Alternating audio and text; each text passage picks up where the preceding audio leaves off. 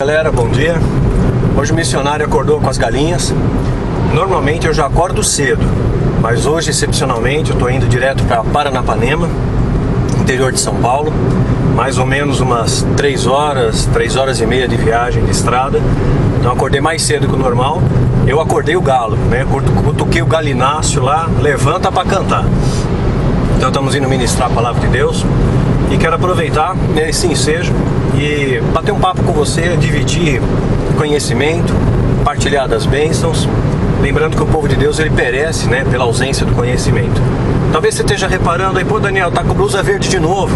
Pois é, irmão, tô com a blusa verde de novo. Sabe o que acontece? No meu aniversário, hoje é dia 29 de março de 2014, eu completei 47 anos, dia 9, e eu ganhei muitas camisas, né? Muitas roupas, graças a Deus. Diz que até negócio que o pobre não troca de roupa, roupa que troca de pobre, né? E ganhei muita roupa verde. E eu uso, né? Aquele negócio, o pobre ganhou, ele vai usar, vai usar. Semana passada eu estive no Rio de Janeiro e eu vi um calor, gente, de 40 graus à sombra. O Rio de Janeiro tá uma sauna. Durante o dia é aquela sauna seca, à noite chove um pouquinho e vira sauna a vapor. É quente pra chuchu, Rio de Janeiro. Senti um pão de queijo lá, literalmente.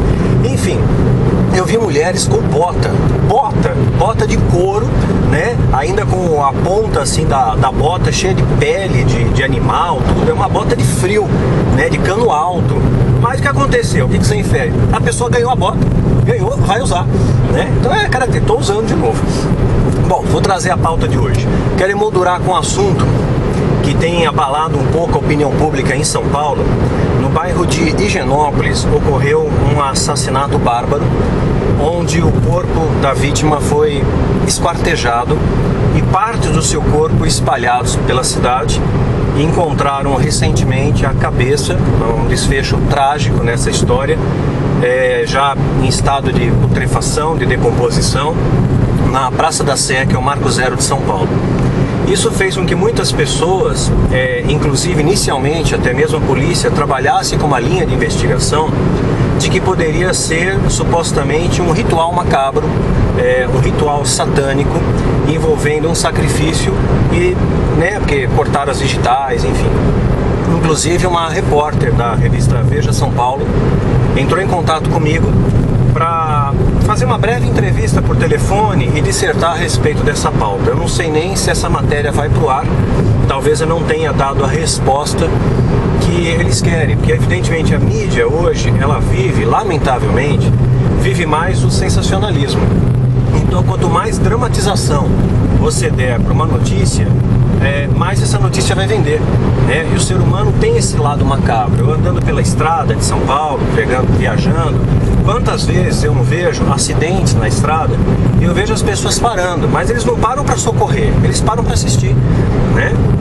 E é dever de todo cidadão, claro que você não pode mexer na vítima, né? Lembrando o procedimento básico, padrão aqui, mas aciona o resgate, telefona, tenta conversar com a pessoa, passa conforto com as suas palavras, mostra, eu tô aqui, né? Vai dar tudo certo, Deus é contigo.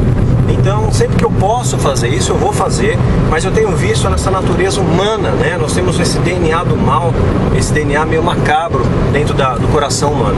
E despertou então esse interesse da mídia para saber o que eu achava a respeito dessa situação que ocorreu, desse crime em São Paulo. Quero lembrar, fazer uma comparação aqui, em meados de 1800 e bolinha, ou 1700, não lembro exatamente a data, Jack, como ele se autodenominou, o estripador, ele assolou Londres e acabou abalando bastante a opinião pública e acabou intimidando, inclusive, a força policial. Ele assassinou 5 mulheres e 5 prostitutas em pontos diferentes da cidade e mostrou uma maestria nisso. Era uma pessoa com conhecimentos de anatomia, as incisões foram feitas com precisão, então era alguém culto, era alguém inteligente que fez aquilo. E ele tripudiou sobre a força policial, mandou cartas para a polícia, mandou pedaço das vítimas e nunca ninguém descobriu quem era Jack. Até hoje há um mistério envolto a respeito dessa história, muitas teorias a respeito. No entanto, no caso específico de Jack, no meu ver, é muito claro que sim, aí houve um ritual macabro. As vítimas foram 5, número do pentagrama, número que remete à principal cadeia hierárquica satânica, e as vítimas foram assassinadas, tiveram suas vidas ceifadas em alguns pontos da cidade, e esses pontos ligados, né, por traços vão formar um pentagrama, que é um ícone, né, que remete ao satanismo, que remete à alta magia. Olha só, a gente está passando por um rio, eu acho que é o Paranapanema. Acho que aqui é o rio Paranapanema. Bonito, né? Bom de São Paulo, interior de São Paulo é isso. Muito bela paisagem, muito gostoso. São 7h39 da manhã. Eu tô indo na moralzinha, espero chegar no horário, parar para abastecer. Bom, então, no caso Jack, ele tem características rituais. Uma vez conversando, o caminhão vai me ultrapassando. Aquele negócio, né? Deus te protege desde que você ande dentro dos limites, né? Aqui o limite de velocidade da estrada é 80. O pessoal tá 100, 120, né? Aí você pede para Deus se proteger, só que você não tá no centro da vontade de Deus. O local seguro é no centro. Então eu tô aqui na moralzinha, mas eu chego. Bom, no Jack é uma característica ritual. Uma vez conversando com um policial, com um delegado de polícia do DEIC, ele comentou comigo uma coisa interessante. Ele falou que existem certos crimes que ocorrem na cidade que ele tem certeza, opinião particular dele, pessoal dele, ele tem convicção de que aquilo tem uma natureza ritualística, satânica, diabólica, oriunda de uma seita. Porque quando você vai indo pela linha de investigação, num dado momento as pistas se esvaem. É como se você entrasse numa cortina de fumaça, num campo de névoa, você não encontra mais nenhuma pista, aquilo desaparece. E ele mesmo falou para mim, quando existem essas seitas, eles se protegem, né? Existem pessoas de alto escalão dentro dessas seitas, que ocupam posições estratégicas dentro do cenário político da cidade, dentro do cenário corporativo da cidade. E essas pessoas têm influência e acabam ocultando informações ou dificultando as investigações. Então, o delegado mesmo comentou comigo, ainda ele falou, o número de pessoas desaparecidas na cidade de São Paulo é bastante elevado, é alarmante. Não é uma coisa divulgada, mas é alarmante o número de pessoas desaparecidas. Evidente, sempre importante pontuar com a razão, com equilíbrio, com moderação. Nem todas as pessoas que desaparecem, elas são vítimas de rituais macabros, de satanismo, né? Nem todas, né? Tem pessoas que simplesmente saem por livre e espontânea vontade, eles fogem, eles querem começar uma nova vida e de repente surtam e cai fora. Tem gente que tem problema psiquiátrico, né? E sai, se perde, tem amnésia. Nós somos uma cidade muito violenta, tem a violência também, e corrobora para isso, tem tráfico humano, enfim, são N os fatores aí que podem caracterizar o desaparecimento de pessoas, tráfico de órgãos, né? Mas existe, claro, uma parcela disso que eu tenho convicção particular, pessoal minha, que sim, né, são pessoas que acabam sendo escolhidas, né, para serem ceifadas nesses ritos. Eu lembro de uma ocasião em São Paulo que teve um crime também, que isso mexeu com a polícia e até onde eu tenho conhecimento, eu me lembre, não foi encontrada uma solução. Uma mulher também, ela saiu espontaneamente da sua casa às 1h30 da manhã e dirigiu o carro e foi embora. E ela acabou sendo encontrada morta depois, um local onde eles chamam popularmente de Pedra da Macumba, e nunca ninguém encontrou o motivo pelo qual, por que ela saiu sozinha, por que ela dirigiu até ali, enfim. Então, tem alguns casos que realmente faz você pensar. Agora, esse caso específico de São Paulo, isso é um psicopata, isso é uma pessoa com uma perturbação, puxa, tem até galinha na estrada, né? Isso tem uma pessoa com uma perturbação mental, né? Não é uma pessoa ligada à alta magia, isso não foi feitiço que aconteceu em Genópolis, tá? Foi isso que eu expliquei para a repórter. Falei, não, isso eu não vejo característica de ritual, isso é psicopatia e, lamentavelmente, hoje a mídia glamoriza o psicopata. O psicopata, ele ganha notoriedade na sociedade, ele ganha status social. Você vê o caso do maníaco do parque, tá preso. Ele assassinou, estuprou várias mulheres, foi capturado, condenado e preso. Ele recebe um monte de carta na prisão de pessoas que... Esse barulho é do GPS, viu, gente? Né? Ele está se localizando, né? Mas eu estou seguindo as plaquinhas aqui, estamos no caminho. E E ele recebe muitas cartas de mulheres que estão apaixonadas por ele, declarações de amor, né? Porque ele ganhou notoriedade. Charlie Manson é um outro psicopata. Ele incentivou um assassinato bárbaro, fundou uma seita diabólica, foi condenado à prisão perpétua e recebe um monte de carta na prisão de mulheres apaixonadas por ele, querem ser mulher dele, querem servi-lo, querem ter contato com ele. Então você vê que hoje a mídia muitas vezes falha em glamorizar, né, o crime, né, como se fosse o Bonnie e Clyde, né, como se fosse isso remetesse prestígio social. Qual a posição da igreja frente a isso? Claro que o diabo, ele procura criar seus rituais sempre para profanar os rituais de Deus. Então Satanás, ele nutre uma inveja muito grande de Deus, e uma inveja, ele queria ser como Deus, né? Queria subir a cima das mais altas nuvens e ser semelhante ao Altíssimo. E ele nutre muita inveja do homem, que foi feito à imagem e semelhança de Deus. Então, não está escrito na Bíblia que Deus, ele fez os anjos, né, a sua imagem e semelhança, mas fez o homem, fez a mim e fez a você a imagem e semelhança do Criador. Isso nutre em Satanás uma grande inveja. E inveja, eu até depois vou traçar uma pauta, um tema sobre inveja, um tema muito farto, né, e é importante colocar em questão. Satanás, ele tem inveja do ser humano também. A inveja não é querer ter o que você tem, não é querer ser o que você é. Isso é cobiça, é diferente. A inveja é fazer com que você não cresça, fazer com que você não tenha, fazer com que você não tenha intimidade com Deus, não tenha conhecimento de Deus, que você fique sempre no limbo, fica sempre na lama. Isso é inveja, é isso que o diabo procura fazer com o homem.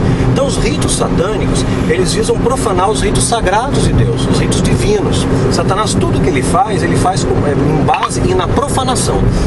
Então, se você observar, todas as religiões têm seus rituais. Claro que nem sempre pontuado em rituais e morte. Vão ter a Igreja Católica tem seus ritos, a Igreja Evangélica tem seus ritos, o Espiritismo tem seus ritos, né? As seitas indianas têm seus ritos, e assim, né? Os orientais e assim por diante. Mas lembrando que Deus também estabeleceu ritos, né? Então no tabernáculo, Deus orientou como os rituais deveriam ser feitos, como os holocaustos deveriam ser feitos. Aqui ele estava preparando para o sacrifício de Cristo, que é o Cordeiro de Deus, né? Que sacrificou em meu nome, por amor a mim, por amor a você. Então Jesus, ele representa o único sacrifício humano, né? Porque ele se deu voluntariamente, né? Aos açoites, a prisão, a morte de cruz, por amor a você e por amor a mim. E ele voluntariamente se deu. Então é um sacrifício humano que Deus se fez homem, se fez carne, né? Se fez homem para alcançar os homens. Então nesse contexto, o sacrifício de Jesus, ele remete à vida, né? E é um sacrifício perene, permanente. O pecado entra no mundo através de um homem, através de Adão. E o pecado sai do mundo através do sacrifício de Cristo na cruz. O diabo, ele quer profanar, né, esse contexto. Então ele continua sacrificando o homem, né? Como se houvesse essa necessidade de sangue. Não há. Jesus já levou todos os nossos pecados na cruz do madeiro. Mas Satanás, ele continua pedindo isso para o homem como uma forma de rendição a ele. Eu me rendo a ti, Satanás. Eu quero te servir, eu quero te glorificar, então eu derramo meu sangue por você, né? Jesus derramou o sangue dele por nós, e o diabo quer que você derrame o seu sangue por ele. Olha só o que ele está fazendo. Então, esses sacrifícios rituais que envolvem sacrifícios de vidas, né? Isso sempre existiu. Os astecas, por exemplo, matavam em escala industrial. Eles chegaram a matar, segundo o relato do espanhol Cortés, que chegou a descobrir o povo dos astecas, né? Que fica na região do México, hoje local de difícil penetração do evangelho, inclusive. Ele relatou que em 4 dias de cerimônias rituais, apenas 4 dias, eram ceifadas 20 mil pessoas em 18 altares espalhados pelo Império Azteca. Lamentavelmente, a ciência comprovou isso. Os rituais eram feitos, duravam em média 2 minutos. A maior parte eram guerreiros, né, capturados de guerra, de combates, né, prisioneiros de guerra, mas o guerreiro, ele era treinado para a morte. Então ele enfrentava a morte com aquela dignidade, eu vou ter uma recompensa no pós-vida. Mas eles também assassinavam covardemente mulheres e crianças que choravam, que temiam a morte, que não estavam psicologicamente treinados e preparados para enfrentar a morte. E aquela lágrima que caía sobre a terra, eles achavam, né, os astecas, os sacerdotes astecas, diziam que aquilo estava representando a fertilidade da terra, né, a irrigação da terra, trariam chuvas abundantes para a terra e fartas colheitas. Você vê que o diabo ele deformou o conceito de Deus aí, colocando o sacrifício ritual como sendo uma necessidade para que haja manutenção da vida na terra, né? Então Deus não pede isso para nós. Então o diabo ele procura profanar os ritos, e hoje, curiosamente, no México teve tanta morte, tanto sangue derramado, hoje se cultua a morte no México. As pessoas rezam para a Santa Morte, né? A Santa Morte tem 4 milhões de seguidores, a Santa Morte. Você vê que só com o desdobramento que ocorre, né, todos esses ritos aí. Então, retomando nossa linha de raciocínio. Então o diabo ele procura profanar. Qual é o papel da igreja? Restaurar, né? Restaurar os valores de Deus. O diabo ele quer profanar, e a atitude da igreja tem que ser restaurar os valores. Como que a gente restaura esses valores? Não dê abrigo para o diabo. O diabo ele não pode necessariamente colocar no seu coração um sentimento de inveja. Ah, foi o diabo. Não, é você que colocou. Você tem o DNA do mal, né? Então, a inveja está no coração do homem, a raiva, o desejo de vingança, às vezes até mesmo o desejo de exterminar outra pessoa, de matar outra pessoa, de traição, de adultério. Isso já está alojado no coração do homem. O coração do homem é corrompido. O diabo ele potencializa isso. Não está escrito na Bíblia, por exemplo, que Caim teve o seu sentimento de inveja por Abel causado pelo diabo, por uma força demoníaca, mas o diabo certamente potencializou aquilo. Não está escrito na Bíblia que os irmãos de José foram motivados por uma força diabólica, por um espírito mau, a vender José, a tirar ele da frente. Manda esse cara embora, vende ele para mercadores aí, né? Some com ele. E aquele plano diabólico de enganar o pai e tudo mais, não está escrito que foi o diabo, foi a mente deles. É evidente, o diabo potencializou aquilo, né? Ele ampliou aquilo, ele expande esses sentimentos. Então, como deve ser o nosso papel como igreja? Começou uma centelha no seu coração, puxa, que desejo de vingança. Ora, Senhor, tira esse desejo do meu coração. Ora, jejua, busca a Deus, adore a Deus, sabe? Repudie esses sentimentos, não alimente ele, não deixe ele entrar no seu coração. Começa pela mente, da mente vai para o coração, do coração para a ação. Essa é o caminho do pecado, né? Então, você começou a sentir alguma coisa. Davi, ele cobiçou a mulher. Se ele orasse naquele, Senhor, tira esse desejo de cobiça do meu coração, ele não teria deflagrado todo aquele efeito dominó que aconteceu na vida de Davi, que culminou dele fazendo adultério, matando e tudo mais, né? Depois, evidente, se arrependeu, se restaurou, mas, puxa vida, pagou um preço. Há uma sentença do pecado, né? Há uma consequência do pecado. Você não sai ileso por pecar. Ação, reação, causa e efeito. Que você semeia, você colhe. Então, o nosso papel tem que ser, vem um sentimento de inveja, de ciúmes, de vingança, vem um desejo de morte, eu quero me matar, eu quero matar alguém, estanca isso, né?